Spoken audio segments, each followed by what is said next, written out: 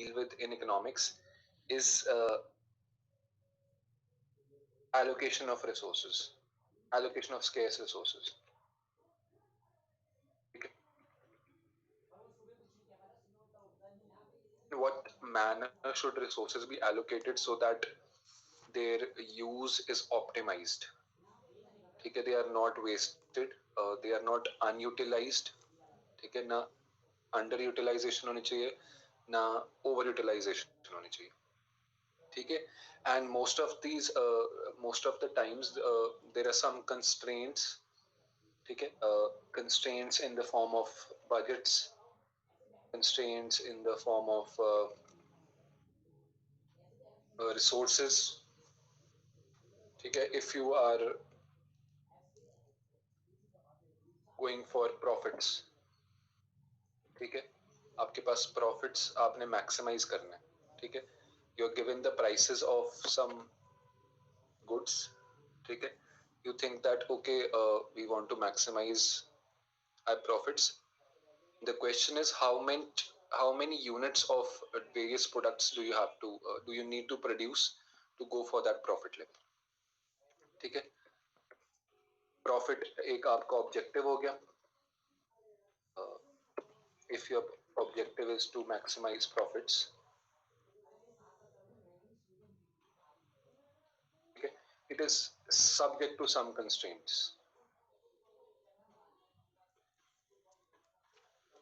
Limited availability of resources, okay, limited capacity of machines, yeah, scarce resources लिख लो, resources or limited capacity of machines. Your machines can only work for so many hours in a day. Okay, otherwise depreciation fund जो है वो आपको increase करना पड़ेगा. ठीक है. One of the most earliest applications of linear programming was found in the food problem. इसको underline कर लेना. सबसे पहली बार लीनियर प्रोग्रामिंग को यूज किया था, इसी को लिए किया था. सी फूड प्रोग्रामिंग में वी हैव फूड प्रॉब्लम में वी हैव आप किसी डाइटिशियन के पास जाओ, बात करेंगे, ये आपके विटामिन्स होने चाहिए, ये आपके कार्ब्स होने चाहिए, आपको सब तरह के, they will tell you these nutrients. ठीक है. Based on how much quantity you need every day to get that particular nutrient. ठीक है. आपको एक डाइट चार्ट बना के देंगे. ठीक है. So to maximize nutrition, there are some constraints कि आपको इतनी limited quantity में इतना तो खाना ही खाना. ठीक है. So for vitamins you have to eat this, for proteins you have to eat this, for carbohydrates you have to eat this, for zinc, potassium इतना आपको इतना चाहिए ही चाहिए. ठीक है. To maximize nutrition we need some minimum amount of food. ठीक है. नहीं तो उसको अंडरनरिश्ड बोलेंगे अगर इतना मिनिमम नहीं मिलेगा तो. ठीक है. उससे ज्यादा चाहे मिल जाए बट उससे उतना तो होना ही चाहिए. ठीक है. So when we talk about linear programming, basically what we are saying that we have an objective. There is an objective. It could be maximize profit or minimize cost. ठीक है. When this objective is subject to linear inequality constraints. linear inequalities मतलब आपका constraints में less than equal to और greater than equal to sign जब आ जाएगा. ठीक है.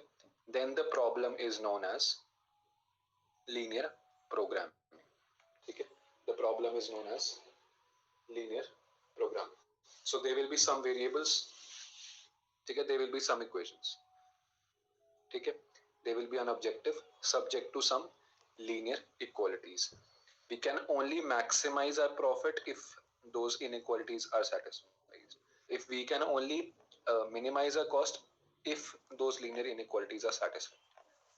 ठीक है, तो आपको हमेशा subject to में greater than equal to वाले sign दिखेंगे या less than equal to वाले sign दिखेंगे. Whenever you see this, understand that this is a linear programming problem. ठीक है, so our objective is to optimize something, maximum profit or minimum cost.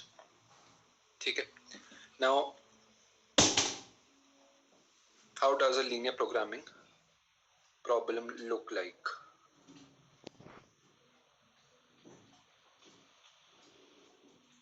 Please note down this question.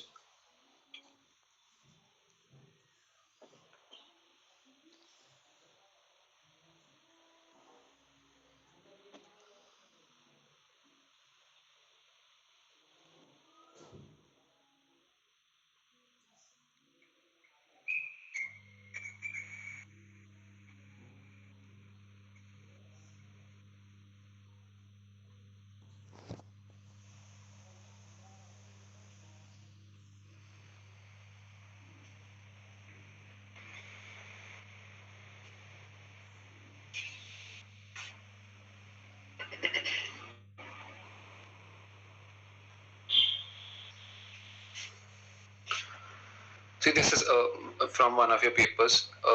Mostly linear programming ऐसे होनी चाहिए. This is your objective function. ठीक है, maximize z. This is your objective function.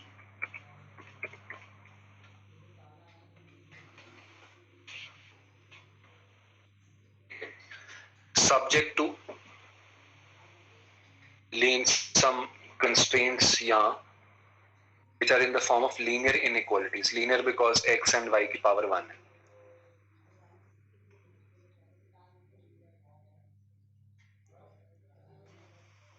Constraints in the form of linear inequalities. ठीक है, mostly see, linear programming is a bit tricky, but हर एक step पे कुछ ना कुछ आपको याद करना पड़ेगा. ठीक है, see, when you have a maximization problem, ठीक है, बाकी सब तो ऐसा ठीक है. Look for these signs. Whenever you have a maximization problem, your left hand side of the constraint should be less than equal to the right hand side. ठीक है, तभी वो पूरी की पूरी एक मैक्सिमाइजेशन की प्रॉब्लम है. ठीक है, तो be careful about this sign. ठीक है, ये सबसे बेसिक वाला क्वेश्चन है, तभी मैं इसको पहले करवा रहा हूँ. In the next questions the signs are going to change. ठीक है, तो when you have a maximisation problem, look for these signs in the inequalities. ठीक है, इनइक्वल है ये, लेस देन इक्वल टू. ठीक है, so how do we solve this? How do we solve this? See, the first step is to make this sign an equal to sign. इस inequality sign को हमें change करना पड़ेगा, इसको equal to sign करना. ठीक है, how do we do that? See, the left hand side is less than the right hand side. The left hand side is less than the right hand side.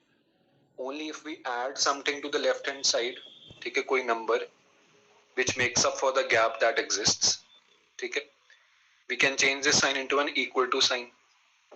ठीक है, कोई भी value होगी इसमें left hand side में add कर दो, it will be this whole thing on the left hand side will become equal to the right hand side. ठीक है, these things which we add, ठीक है, these things which we add are known as slack or surplus variables. Slack or surplus variables, okay, they are added to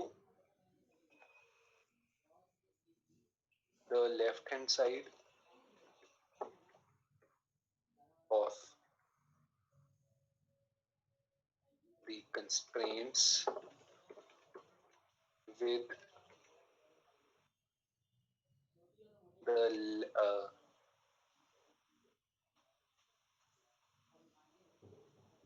when the sign is of less than or equal to type.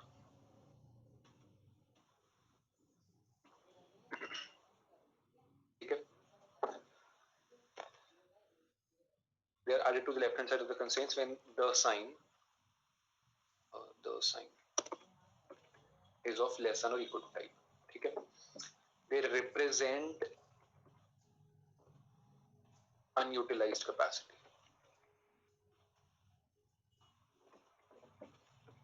अगर fully utilisation हो रही होती तो इसका जो machine का है या जो न्यूट्रिएंट्स का लेवल है वो पूरे का पूरा मिलता हमें. ठीक है? They represent unutilized capacity. They are denoted by S. Denoted by S. ठीक है? How many slack variables do we need? ठीक है? One slack variable for one constraint.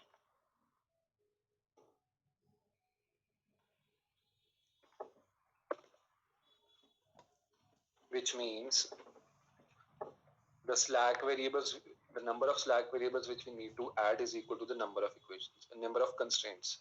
आपके 2 constraints आपको 2 slack variables चाहिए, आपके 3 constraints आपको 3 slack variables चाहिए. ठीक है? Which means the number of slack variables is equal to the number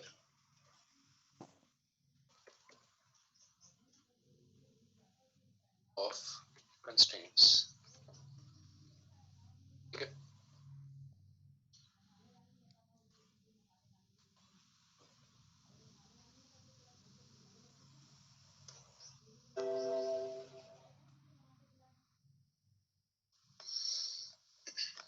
ठीक है जी. Now let's look at our question. First thing, we have to make this equal to sign. ठीक है? अच्छा, before that, it will always be specified कि these variables x and y they are greater than or equal to 0. इसको non-negativity restriction बोलते हैं. They can be equal to 0. They can be greater than 0, but they cannot be negative. ठीक है? x and y greater than 0 का मतलब होता है non-negativity restriction. ठीक है? Now, slack variables add करने हैं इसको solve करने के लिए. How do we do that? ठीक है? Yes. We have to do the graphical method. ये थोड़ा lengthy है. That is why I'm going with this first. Graphical करेंगे बाद में. But see, question में it has been specified कि simplex method से करना है. ठीक है? तो if it in the question it is not specified, you can go with the graphical. But लिखा हुआ है. करना ही पड़ेगा simplex. ठीक है? Okay. So step 1 is add non-negative slack variables.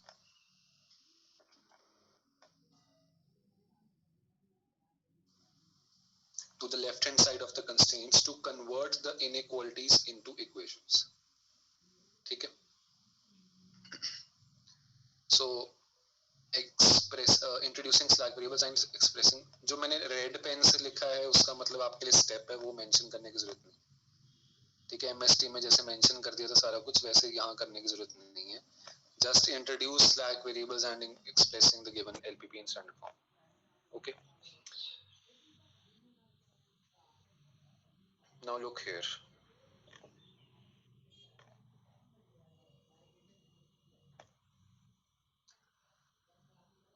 This is our first constraint. The constraints की तरफ देखना. First constraint second constraint, third constraint. Objective function भी एज इट इज लिख लिया, ठीक है। इतना पोर्शन तो हमारा पहले वाला ही था, ठीक है। राइट हैंड साइड पे हमारी सेम वैल्यूज हैं 720, 1800, 900, ठीक है। What do we do in the first, we add one slack variable, इसको हम लिख देते हैं 1 इंटू S1। S1 मतलब हमारा first slack variable, the coefficient 1 represents case में एक स्लैक वेरिएबल ऐड हुआ है, वो S1 है। Then we add 0s2, 0s3, 0s2 and 0s3 because we have three constraints, so we need three slack variables, ठीक है। When we add s1 to the first constraint, ये sign change हो जाता है, this becomes an equal to sign, ठीक है। Yes, identity matrix वाला follow करता है ना, जैसे 1 0 0 1 0 0 0 1, तो ये जो identity matrix, kind of an identity matrix, but it is not necessary that you write these 0s2 03 s3 0s1 0s3, ठीक है। वो मैंने सिर्फ क्लैरिटी के लिए लिखा। If you can straight away go के x1 x plus 2 y plus 1 s1 5x plus 4 y plus s2, that is also fine, ठीक है। ऐसे लिख दोगे कि ये आपको क्लैरिटी रहती है कि okay we have we need a 3 into 3 identity matrix, ठीक है। बिकॉज 3 कंस्ट्रेंट्स है तो 3 into 3 आइडेंटिटी मैट्रिक्स हो जाएगा, 2 में 2 into 2 हो जाएगा, ठीक है। तो it is better if you right it this वे। आना तो ऐसे ही है आइडेंटिटी वाला 1 1 1, ठीक है, बाकी सारे zeros. For the second constraint we have 5x plus 4y plus 0s1 because s1 यहाँ नहीं रख रहे हम, we have s2, that is why constraint 1 plus 0s3 is equal to 1800, 3x plus 4 3x plus y plus 0s1 plus 0s2 plus 1s3, ठीक है। Inequalities के sign change हो गए, they are no longer unequal because we have added slack variables, ठीक है। now the non negative restriction थोड़ी सी यहाँ पे चेंज हो जाएगी, x and y तो पहले भी थे, your slack variables like I said they are non negative, s1 s2 भी greater than or equal to 0, ठीक है। now in the objective function, because ये unutilized capacity में है, ठीक है, they do not have much relevance for our objective, ठीक है। वो मशीन काम कर रही है, वो मशीन में हमें डालना है कि इतना काम और चाहिए इससे, ठीक है। that is why we do add them in the objective function, but उनका coefficient 0 होता है। हाँ जी, ऑब्जेक्टिव फंक्शन में हमने 0 s3 क्यों नहीं लिखा? ये लिख रहे हैं, वो मिस हो गया, लिखना ही लिखना है, तीनों लिखने हैं।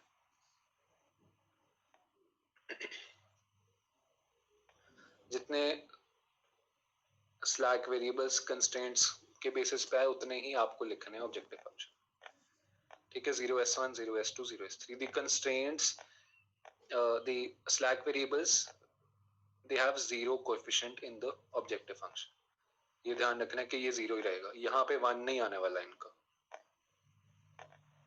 ठीक है।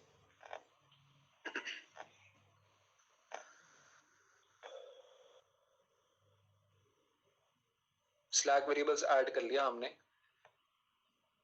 अनइक्वल साइन इक्वल साइन में बदल दिया, ठीक है। Step 2, assuming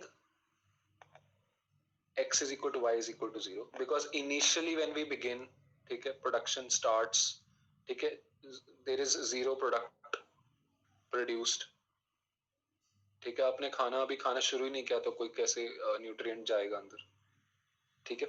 so initially we take x and y is equal to 0, which gives us the initial basic feasible solution, ठीक है। initial basic feasible solution, initial तो मतलब स्टार्टिंग में जो सोल्यूशन है, ठीक है। Now initial basic feasible solution. Terminology, we also need to be very careful about the terminology.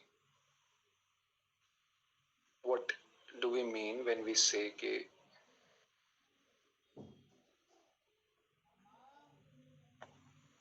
initial basic feasible solution मिल गया?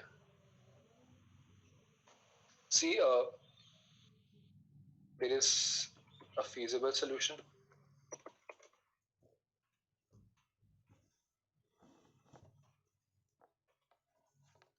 There is a basic solution.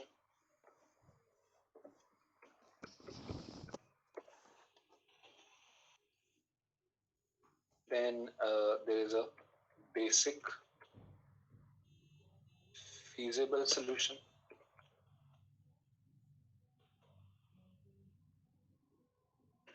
ठीक है. There is an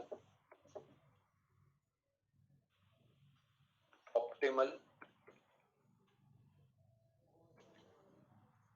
basic feasible solution.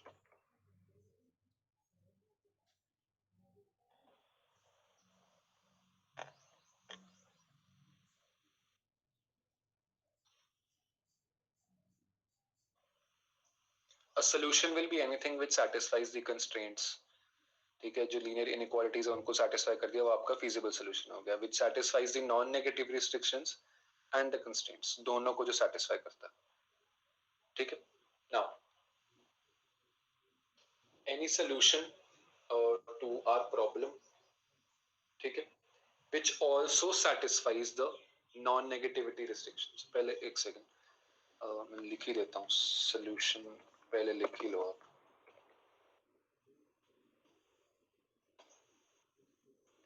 Solution which satisfies the constraints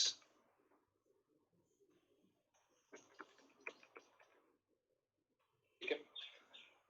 Any solution which satisfies the constraints, जो inequalities हैं, ठीक है, those are satisfied, जो भी x y की variables की value निकलती है, ठीक है, it is called the solution to our problem. ठीक है. Then feasible solution, solution which also satisfies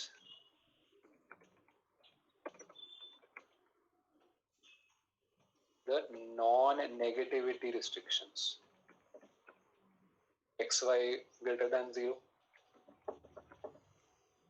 negative में नहीं होना चाहिए कोई प्रोडक्ट प्रोड्यूस, वो प्रोड्यूस ना हो, जीरो होना ठीक है, नेगेटिव नहीं हो सकता. ठीक है. This is a feasible solution. ठीक है. In case of graphical method, ठीक है, जब ग्राफिकल मेथड यूज करेंगे तो feasible solution will always lie in the feasible region. ठीक है. Then basic solution.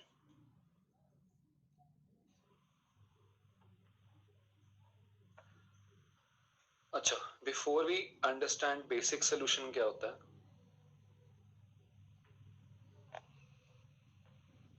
we need to first understand the difference between basic variables and non-basic variables.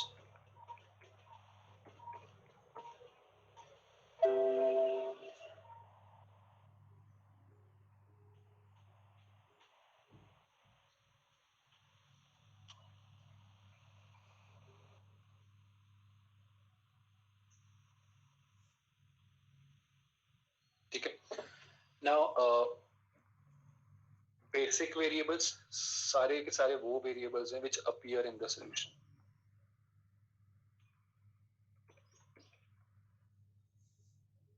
Basic variables are all those which appear in the solution. Non-basic, which don't appear in the solution,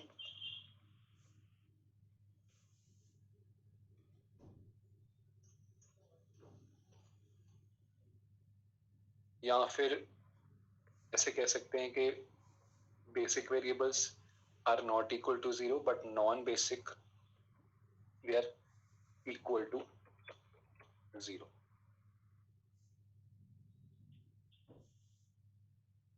Okay, so in our equation we have total variables.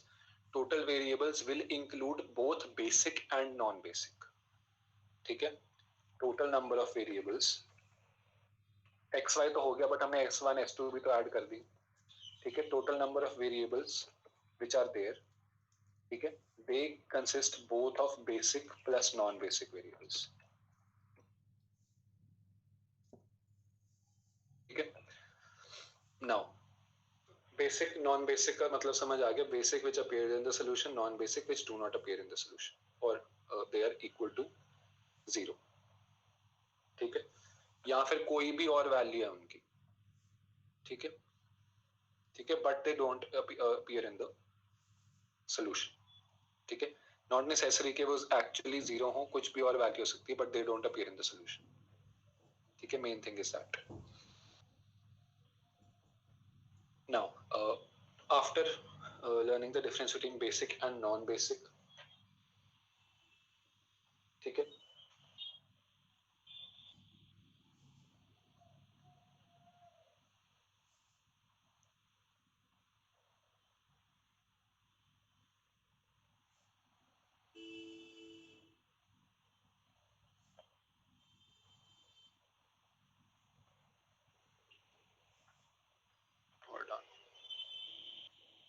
ठीक है, let's say the total number of variables is equal to n. ठीक है, let's say the total number of variables is equal to n.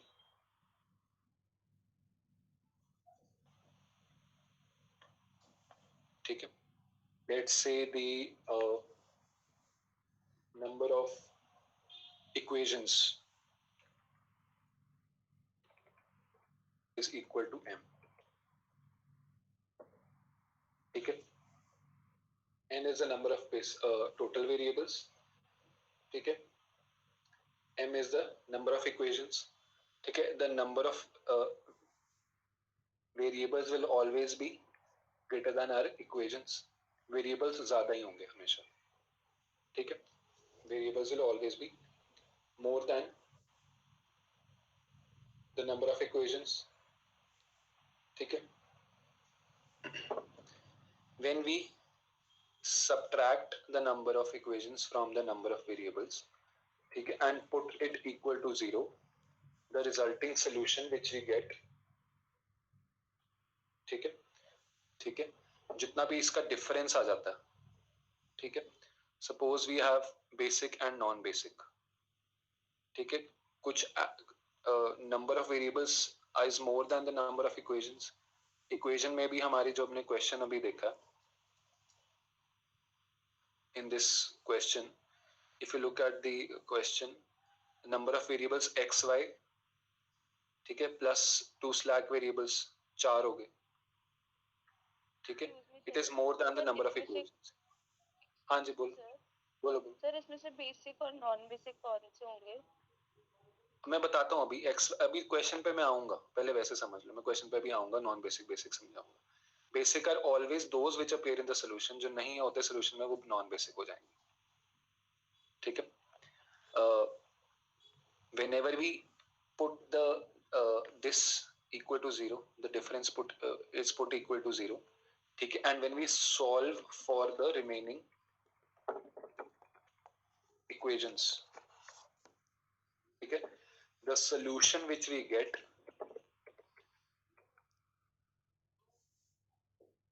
is called the basic solution, because we would be solving for the basic variables. ठीक है, हम basic variables को solve कर रहे होंगे वहां पे.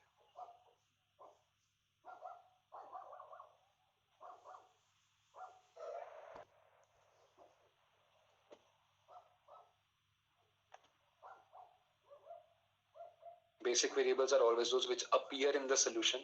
मतलब फाइनल जब आप लिखोगे x is equal to this, y is equal to this. ठीक है, if we have 3 variables x y z, हो सकता है z की वैल्यू 0 हो. ठीक है, if in case z does not appear in the solution, वहां पे हम यही बोलेंगे कि x and y है सिर्फ solution. ठीक है, This was the basic solution.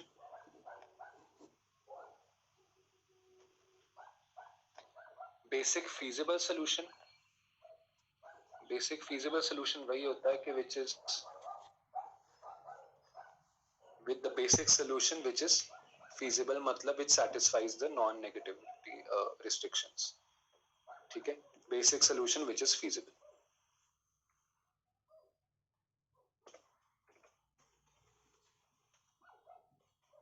Sir इसके एग्जांपल्स दे दो, साथ साथ क्लियर नहीं हो रहा. मैं क्वेश्चन कराऊंगा ना, अभी मैं सिर्फ एक टर्मिनोलॉजी बता रहा हूँ, मैं एग्जांपल अभी बताऊंगा क्वेश्चन के साथ साथ कराऊंगा. ठीक है, बिकॉज वहां पे सब साइमल्टेनियसली यूज हो रहा होगा. ठीक है, तो लिख लो एक जगह पे, मैं बता दूंगा वहां पे. Then the optimal basic feasible solution. Optimal का मतलब which has satisfying the constraints, which is satisfying the non-negativity restrictions, which is a basic solution, मतलब कुछ variables को लेके जिसका आंसर बन जाता है, and which maximizes or minimizes the objective function, मतलब which optimizes the objective function. The basic feasible solution which optimizes the objective function.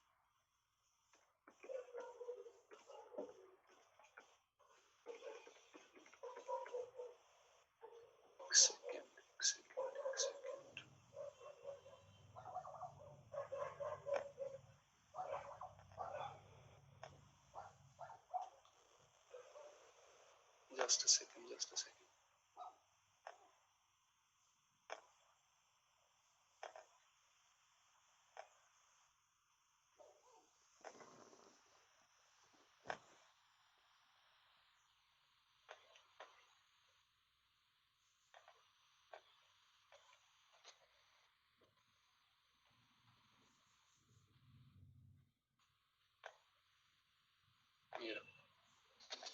Optimal basic feasible solution, the basic feasible solution which optimizes the objective.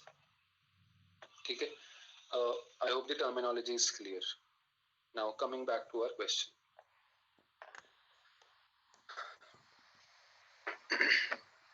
अब यहाँ ध्यान से देखना. Assuming x is equal to y is equal to 0 gives the initial basic feasible solution. ठीक है, x and y को हमने 0 put कर दिया यहाँ पे. ठीक है, x and y because initially nothing is produced. ठीक है, these variables they are equal to 0, therefore they are the non-basic variables. Non-basic because appear तो होंगे नहीं solution में वो, they are not going to appear in the solution. ठीक है, and s1, s2 and s3 are called basic variables because they form the basis on which our problem is solved. ठीक है, they form the basis on which our problem is solved. ठीक है, इसको अब ध्यान में रखो. x is equal to y is equal to 0, मतलब x भी 0 है, y भी 0 है. Now look at the standard form. ये हमारा हमने जो अभी बनाई थी equations. ठीक है, when we added the slack variables, x and y सब में आप इसको 0 पुट कर दो.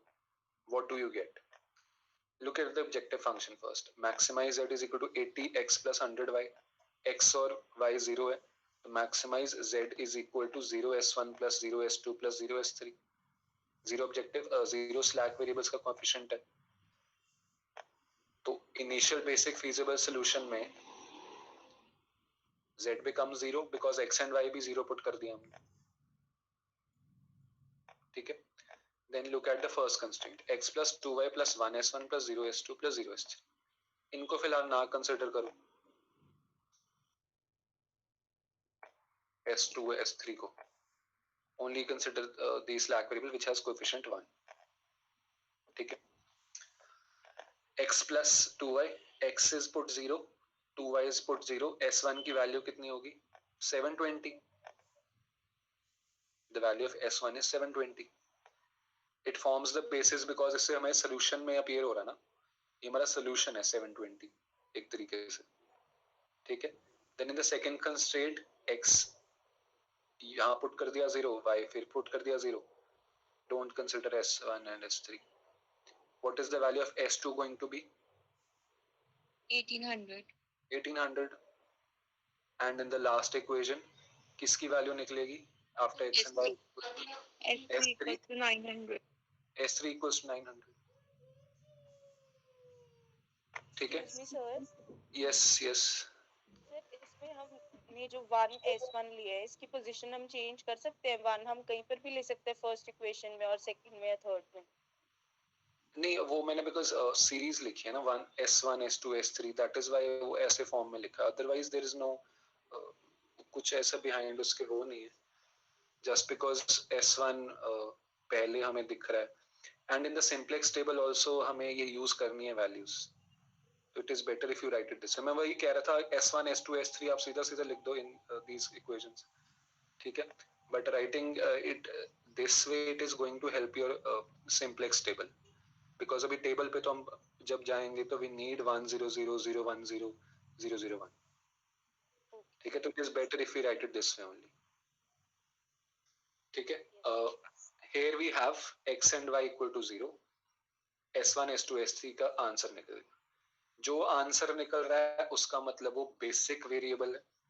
जिसका आंसर नहीं निकल रहा है that is a non basic variable. ठीक है, in our initial basic feasible solution, ठीक है, putting x is equal to y is equal to 0 will always give us the initial basic feasible solution. S1 S2 S3 basic हो गए, x and y 0 हो गए. Is the difference between basic and non-basic variables clear to everybody? किसी को नहीं समझ आया तो प्लीज आस्क. सर जो सॉल्यूशन नहीं देते वो नॉन बेसिक होते हैं और जो आंसर देते हैं वो बेसिक होते हैं. Yes yes. जो हमारा फाइनल आंसर में आया गया ना variable S1 and S2 S3 they are also variables. S3 यहाँ पे ऐड कर लेना. S1 S2 S3 they are also variables. The total number of variables is 5 now.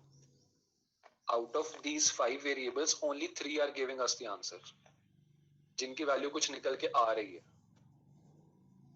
ठीक है, ये आंसर है. ये initial basic feasible solution.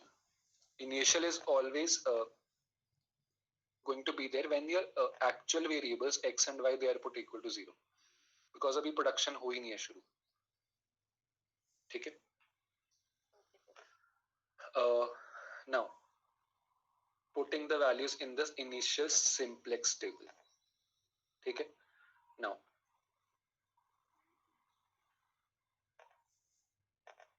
when you put the values x की 0 y की 0, ठीक है, assuming x is equal to y is equal to 0 gives the solution. Z is equal to 0, S1 is equal to 720, 1800, S2 and S3 is 900. ये basic initial basic solutions. या IBFS. ठीक है,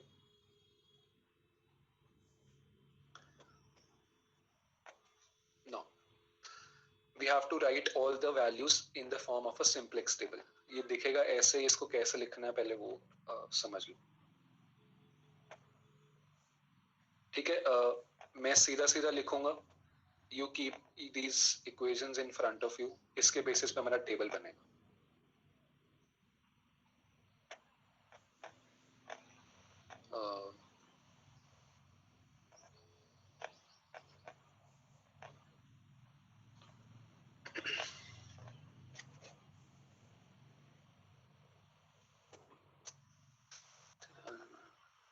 Just a second.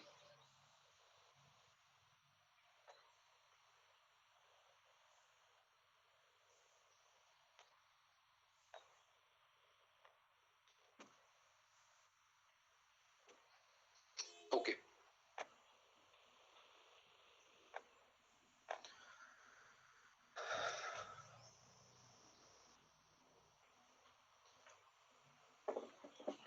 Keep the equations in front of you. ठीक है, now how do we start making the simplex table? ठीक है, on the left hand side, ठीक है, लेफ्ट हैंड साइड से भी स्टार्ट मेकिंग कॉलम्स फर्स्ट. ठीक है, तो सेकंड एक सेकंड,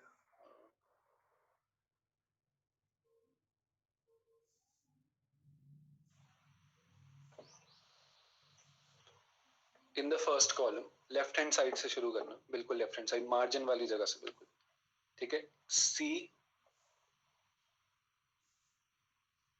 बी, ठीक है। बी मैं शॉर्ट स्मॉल इसलिए लिख रहा हूँ बिकॉज कैपिटल ही ठीक है। इसको बड़ा कर देते हैं, ठीक है। C B, B is an subscript, ठीक है। मैं बताता हूँ अभी सी बी क्या है। Then in the next column right second, this was 24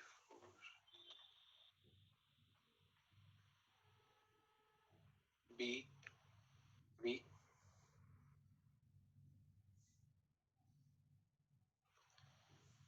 S V, ठीक है। नाउ BV हमारे क्या है, बेसिक। मैं छोटा इसको लिख रहा हूँ मतलब समझाने के लिए, सिर्फ बेसिक वेरिएबल, ठीक है। बेसिक वेरिएबल्स हमारे क्या हैं in the initial basic feasible solution, S1 S2 and S3। Basic variables के नीचे उनका लिख लिया हमने, S1 S2 S3 हमारे बेसिक वेरिएबल्स हैं, ठीक है। इन द सेकेंड, ठीक है, SV it is known as the solution value column। SV का मतलब solution value column, ठीक है। now come here, ठीक है। मैं जो छोटा लिख रहा हूँ वो सिर्फ एब्रीवेशन का मीनिंग है, नथिंग एल्स, ठीक है।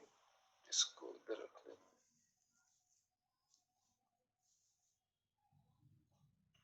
now here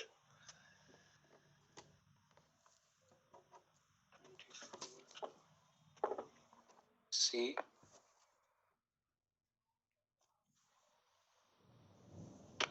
J,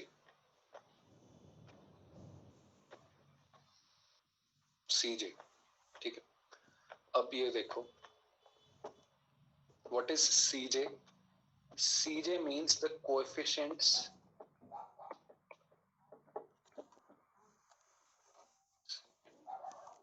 is it legible? ज्यादा छोटा तो नहीं?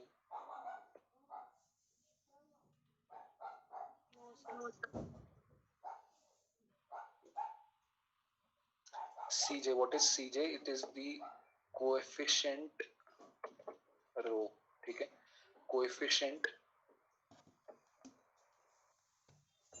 coefficients of variables in the objective function,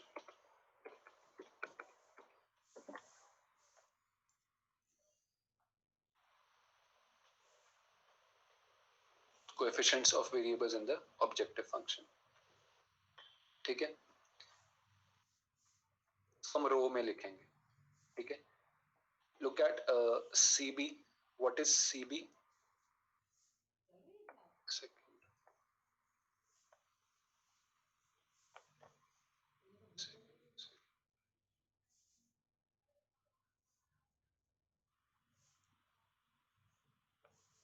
इसको यहाँ लिखते हैं,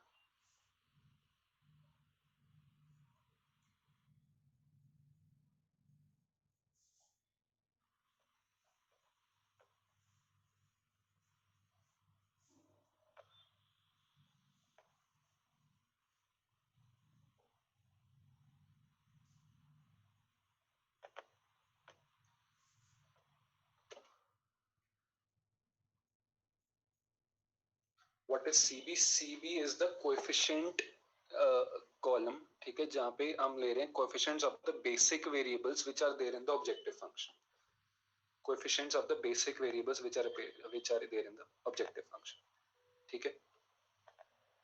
तो एक तो ये बन गया,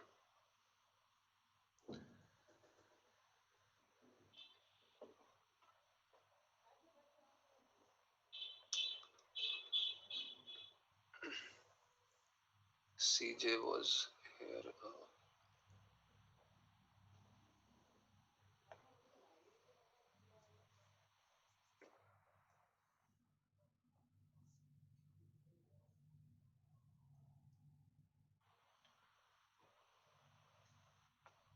ठीक है. Now look at the objective function. Maximize z is equal to कुछ वेरिएबल्स लिखे हुए हैं.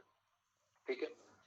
Now वेरिएबल जो भी लिखा हुआ है उसको हमने इस लाइन में लिखना शुरू करना है in the next column SV के बाद वाले में. ठीक है. Here we have x, here we have y, here we have s1, here we have s2, here we have s3. x, y, s1, s2, s3. ठीक है. Now coefficients of all the variables in the objective function. x का variable coefficient है 80, y का 100, s1 का 0, s2 का भी 0, s3 का भी 0. ठीक है. Then coefficients of the basic variables in the objective function. Our basic variables are s1, s2 and s3. उनका objective function में क्या है coefficient? 0, 0 and 0.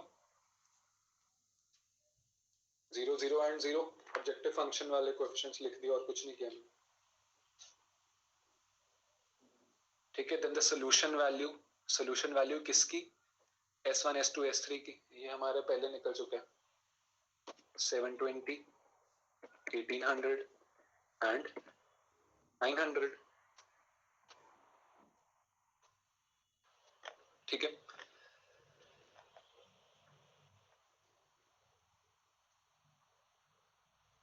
ठीक है. दिस इज कंस्ट्रेंट 1 के लिए रो 1, कंस्ट्रेंट 2 के लिए रो 2, कंस्ट्रेंट 3 के लिए रो 3. ठीक है. नाउ कंस्ट्रेंट्स देखो.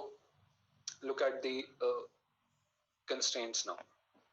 हमें हर एक वेरिएबल का जो कोएफिशिएंट है इन ईच कंस्ट्रेंट वो इनमें लिखना है. ठीक है. मैट्रिक्स फॉर्म ही एक तरीके से. ठीक है. This is one of the applications of matrices. x का कोएफिशिएंट क्या है पहले में? It is 1. आप वर्टिकली लिखना है, हॉरिजॉन्टली, जैसे आपको ठीक लगता है वैसे लिख लो. Just place the coefficients of all the variables. s1 is 1, then 0, 0. The second constraint coefficient of x is 5, 4, then 0, s2 is 1, s3 is 0. In the third constraint, coefficient of x is 3, y का है 1, s1 is 0, s2 is 0, s3 is 1.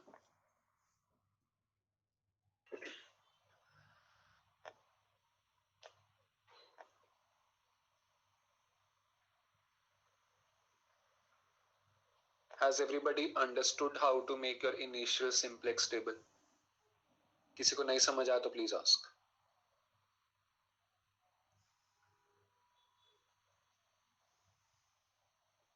Sir, clear. ठीक है. Now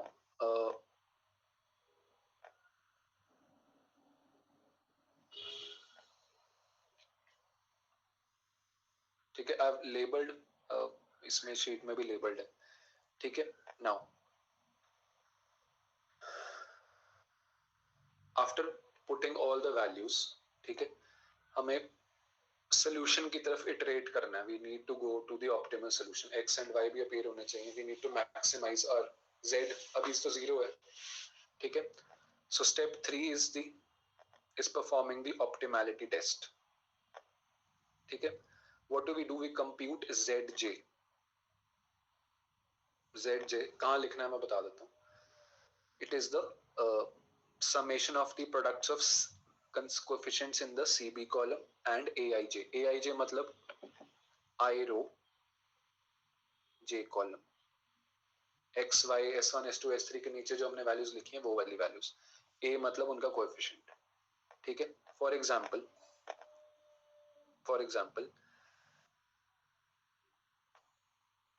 zj तो यहाँ पे आ गया आपका. ये देखो ये लिखा हुआ.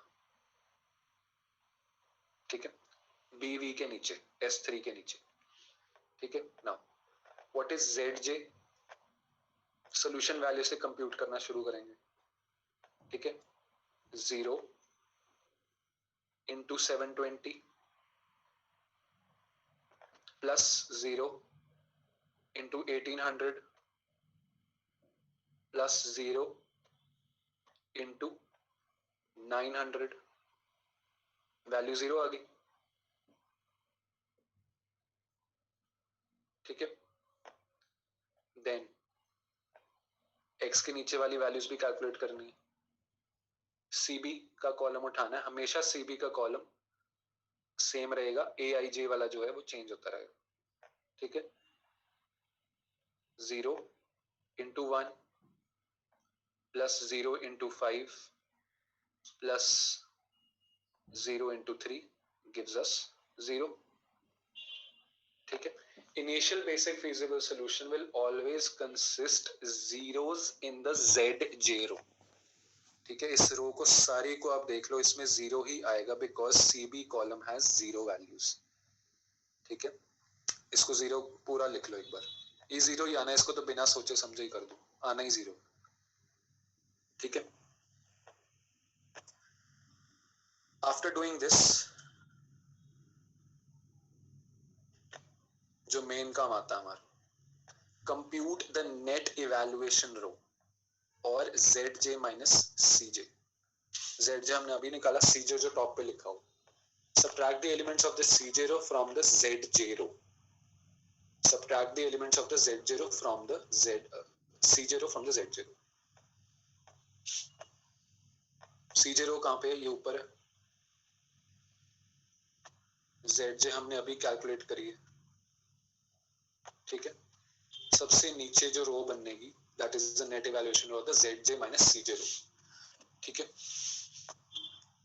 ZJ is 0, CJ is 80, 0 minus 80 gives us minus 80.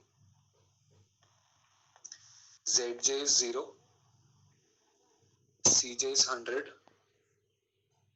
ZJ minus CJ is minus 100. अगली 0 0 0 हो जाएंगी, ठीक है। ZJ minus CJ, ZJ minus CJ, ठीक है। नाउ निकाल लिया minus 80 minus 100 0 0 0. What do we do next? ठीक है, look at the interpretation of net evaluation row.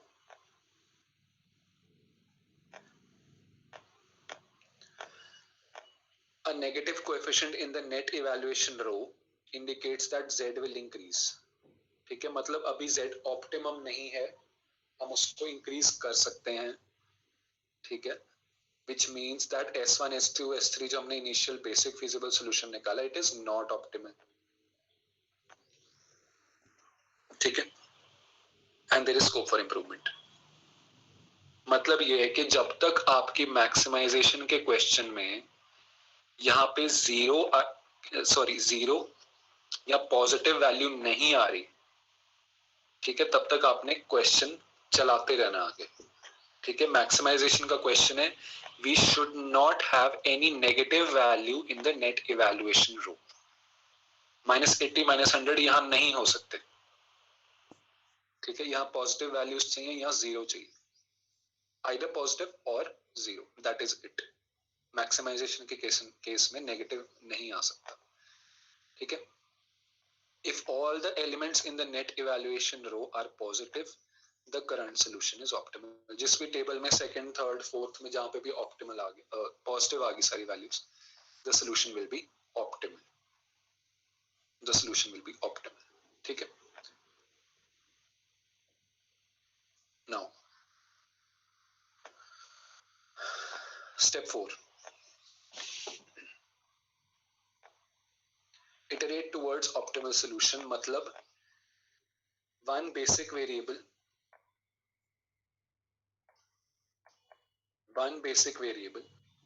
ठीक है, it is replaced by a non-basic variable. non लिखा हुआ, it is replaced by a non-basic, मतलब S1, S2, S3 जो हमने basic values वाले कॉलम में लिखा था, they will be replaced by a non-basic variable, ठीक है। Now you tell me non-basic variables कौन से हमारे? x and y. X and y, ठीक है. So x and y are going to enter the solution now. X and y are going to enter the solution. ठीक है. इसमें दो steps हैं. Selection of the entering variable, x करेगा enter के, y करेगा एंटर. ठीक है. Observe zj minus cj and mark the column for the least negative value. Least negative -80 -100 में लीस्ट नेगेटिव कौन सा हुआ? -100. -100. ठीक है. This column is called the key or pivot column. This column is called the key or pivot column. The variable heading the key column should enter the column BV. ठीक है. Should enter the column BV. ठीक है. Question देखते हैं least वाला कहाँ पे.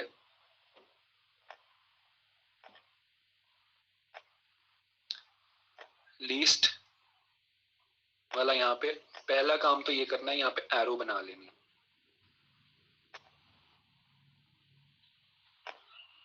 ताकि पता चले कि ये हमारा की कॉलम है या पिवट कॉलम है. ठीक है.